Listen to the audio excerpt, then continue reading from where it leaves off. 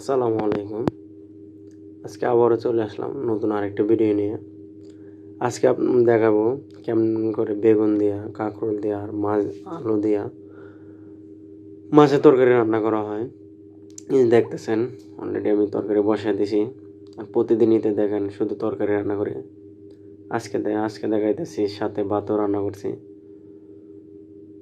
তো আমি তরকারিটা মাছগুলো আগে বোনা করছি। মাছের ভিডিওটা দেখেন, মাছগুলো আগে বোনা করে রাইগে দিয়া এখন মনে করেন তরকারিটা বসাইছি, ডাইকে দিলাম।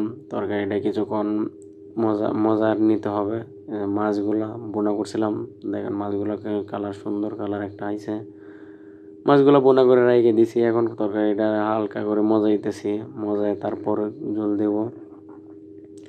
এরপর মাছের তরকারি, মাছের ঝোল দেওয়া মাছ দেব। দেখেন চারিদিকে পরিবেশটা কত নীরব নিস্তব্ধ। আমি যখন রান্না করি তখন আসলে গভীর রাত্রে রান্না করি, তো তাই দেখা যায় না। দেখেন তরকারিটা কিন্তু হালকা সিদ্ধ বা বাইসা পড়ছে। তরকারিটা হালকা মজাইতেছি, আবার আমি দেখতেছি তরকারিটা কী অবস্থা। এইদিকে ভাত বসানো, ভাত হালকা হয়ে আসতেছে, ভাতে পাগর উঠবে কিছুক্ষণের মধ্যে।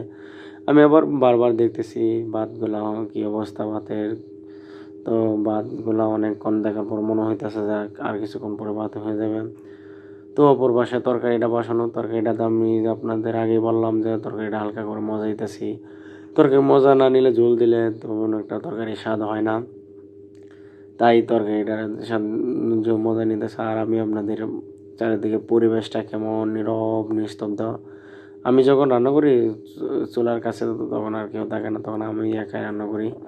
তখন নীরব। আর আমার পেজটা দেখেন, রাত্রে রান্না করার পরে এমন দেখা যায়, মনে হয় আমি কি যেন ভাবতেছি, কি তরকারি। আপনার কি মনে হয় কেন আমি কেন তরকারি পাকা? আসলে আমার বউ বাড়িতে গেছে, তো এই জন্য আমি নিজে পাক করে খাইতেছি। আর চেহারা দেখে কি মনে হয় যে আমি রাঁধুনি? আরে না, আমি ভাই রাঁধুনি না, কিন্তু তরকারি রান্না করে খাইতে আমারও ভালো লাগে, তাই রান্না করে খাই। আর কি বলবো যে দেখেন পিছনে হান্ডি বাতিল সব। এদিকে দেখেন তরকারিটাতে আমি ঝোল দিয়ে দিছি, অনেক বলক এসে পড়ছে। তরকারি কি কালার দেখেন ভাই, কি কালার আসছে দেখেন। আর এদিকে বলছিলাম না ভাতও পাগড় এসে যাবে, পাগড় উঠে যাবে, এটা আমাদের বলক, ওটা বলে বলক এসে গেছে, তো বলক দেখতেছেন। অন্যদিকে তরকারিটা আর কি অবস্থা, আবার দেখেন তরকারিটা ঝোল দেওয়া হয়ে গেছে। এখন কিছুক্ষণের মধ্যে মনে হয় মাছ দিব। মাছ দেওয়ার আগে তরকারিটা ভালো করে সিদ্ধ করে নিতেছি। মাছ দেওয়ার পর তো বেশিক্ষণ সিদ্ধ করতে হয় না। এই দেখেন তরকারি কি সুন্দর একটা কালার তরকারি। আমি আবার তরকারিটা হয়েছে কিনা কয়েকটা এই যে দেখেন মাছ দিয়ে দিছি। এখন মাছের পর আর কোনো কিছু না, ঝোল দেওয়া, মাছ দেওয়া শেষ। এখন শুধু তরকারি হওয়ার বাকি।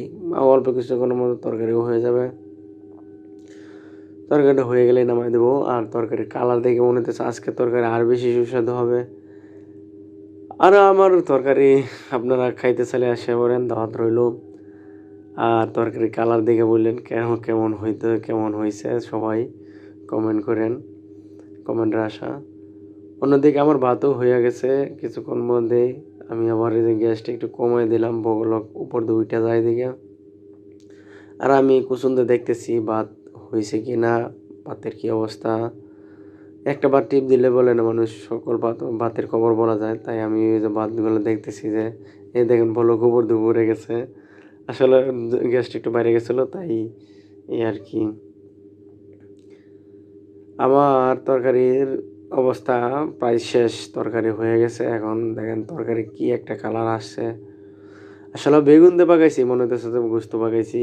তরকারি কালার দেখে এরকমই মনে হইতেছে। আমার তরকারি শেষ, তরকারি হয়ে গেছে। এখন নামিয়ে দেবো, ডাইকে দিলাম।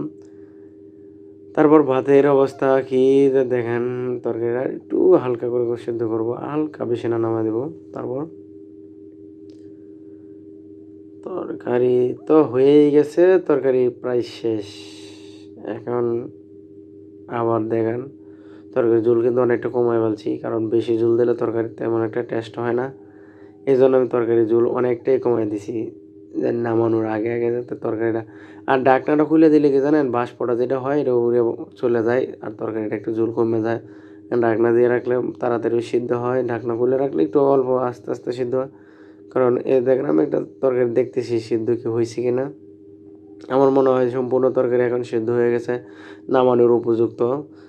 তাই আমি কিছুক্ষণের মধ্যে তরকারিটা নামাইতে চাইতেছি। আপনারা কি বলেন? যদি কম মনে করেন যে হ্যাঁ তরকারি নামানো উপযুক্ত হয়েছে, কমেন্ট করে জানাবেন। আর আমার ভিডিও দেখে আপনাদের কাছে কেমন লাগে তাও কমেন্ট করবেন। আসলে আমি নতুন কন্টেন্ট ক্রিয়েটর, তাই তেমন একটা সুন্দর হয় না। এদিক দিয়ে ভাতও হয়ে গেছে, ভাতও কিছুক্ষণের মধ্যে মার গালাইতে হবে। ভাত রান্না, তরকারি রান্না সবসময় দেখেন তরকারি রান্না করি, ভাত রান্না করে এই জন্য ভাবলাম আজকে ভাতের ভিডিওটাও দিই। এদিকে আমার তরকারি প্রায় শেষ, তরকারি শেষের দিকে এখন আমি নামিয়ে দেবো। দেখেন তরকারি কি একটা কালার, কালার দিকে তো খুব লোভনীয় মনে হইতেছে। আজকে তরকারি সেই টেস্ট হবে, আমার কাছে জিভে জল আসার মতো। আচ্ছা ভাত, এখন ভাতের খবর বলি। ভাত তো হয়ে গেছে, ভাত নামানো দরকার। তরকারি তো দেখাইলাম, তরকারি শেষের দিকে, বারবার বলতেছি শেষের দিকে, কিন্তু আমি নামাইতেছি না। আসলে আমি চাইতেছি তরকারিটা আরেকটু ঝোল কমুক, তাই এই জন্য তরকারিটা নামাইতেছি না।